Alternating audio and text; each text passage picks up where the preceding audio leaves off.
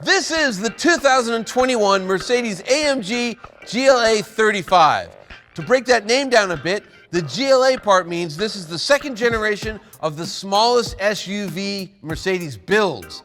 The AMG part of the name means this has more power and performance. So the question becomes, is the GLA35 the best small performance SUV you can buy?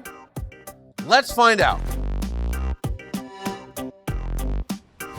As mentioned, this is the second generation GLA. What's different? It's bigger. Specifically, it's taller. Why? Mercedes wanted this thing to look more like a traditional SUV than the first one, which looked more like a raised hatchback. Were they successful? We're gonna get to design in a minute. Before we do, let's talk about where the 35 slots into the GLA lineup. The base car is the GLA250. Then you have this one, the GLA35, and above it is the even more powerful GLA45. Back to this car, what does it compete with? Most closely with the BMW X2 M35i. Audi does make an SQ3, only they don't sell it here in the States, so really it's a two-car race. So who's it for? Well, it's an incredibly niche vehicle. This is for the customer that wants a small SUV, but they cannot stomach the idea of driving anything with less than 300 horsepower. I think the face is fine. It's nice looking up front. These vertical slats here, that's the AMG grille, which is lifted directly off of a 1952 Mercedes-Benz 300 SL. You know, the legendary race car that competed in the Mille Miglia, that won the Carrera Panamericana, and for some reason has made its way to the front of your tiny SUV. But at least everything looks pretty good up front. The problems begin when you come down the side, specifically this massive wheel opening here. These are 20-inch wheels and they look tiny. So I guess Mercedes assumes that its customers are gonna slap 22s on here, but as it sits, I mean, this thing looks under-tired. Coming down the side, the surfacing is great, and Mercedes, they're excellent at that. When you get to the rear, things are much better. This looks like a Mercedes SUV. I see a GLE right here with twin tailpipes sticking out of a fake diffuser. Looks good. Now, Mercedes can design good-looking SUVs. The GLC is solid. I think the GLE looks great. And of course, the G-Wagon is an icon. The GLA, it misses the mark. And the award for the most improved cabin from one generation of vehicle to the next goes to the GLA. Hard to explain what a huge step up in quality this is compared to the last one. There's leather, there's metal, but most importantly, there is the design that we first saw on the last generation X-Class. It trickles its way down to the smallest SUV that Mercedes makes.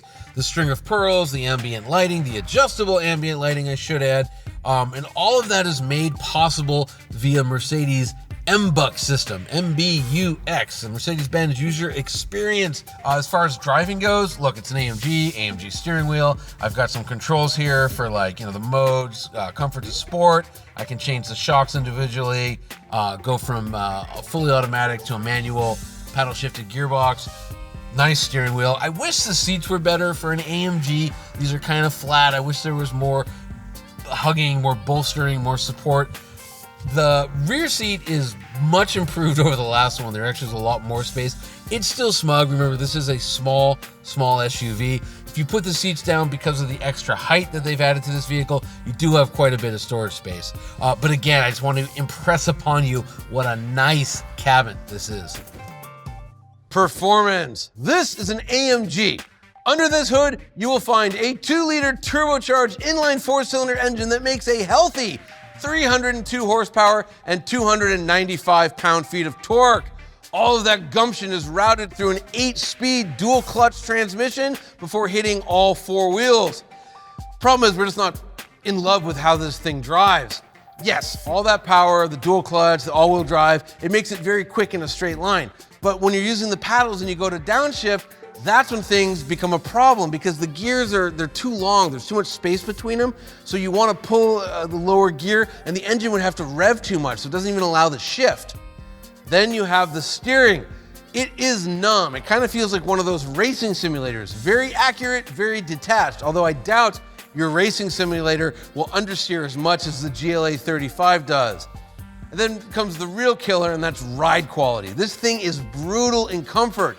I'm not saying it's undrivable in Sport or Sport Plus. I'm saying don't drive it in Sport or Sport Plus. We wanted to like how the GLA35 drove. We're just disappointed with the reality of it. That said, in terms of fuel economy, 23 miles per gallon in the city, 29 miles per gallon on the highway. That is not bad for a 300 plus horsepower crossover. In terms of safety, we don't know. Why? Nobody has crash tested the new GLA yet. Typically, Mercedes vehicles are very safe, but we simply do not know. What do we know? This thing comes with a cool active parking assist feature, which will take total control of the vehicle and help you to park it either parallel or perpendicular. Neighbors beware. Pricing. The GLA35 starts at $48,600. The base GLA250 is about $11,000 less. This car next to me has $9,800 in options. Actually, not a lot when you're talking about an AMG. The vehicle that this most closely competes with, the BMW X2 M35i, is about $1,000 less. Hey, Mercedes are expensive. News at 11. If there's one thing I want you to know about the 2021 Mercedes-AMG GLA35, it's that there aren't many tiny SUVs with over 300 horsepower. This is one of them. Look, this is one of those vehicles that sounds great on paper, right? 302 horsepower, dual clutch transmission, all-wheel drive, and yet the driving experience leaves us cold. If you can live without all that power, we actually recommend you take a look at the GLA250. You get all the functionality, all the utility, plus a really nice ride. Still, if you're one of those people that absolutely needs over 300 horsepower in their tiny SUV, you can get one that looks just like a 70-year-old race car. Kinda. To check out the latest rankings, go to motortrend.com/cars.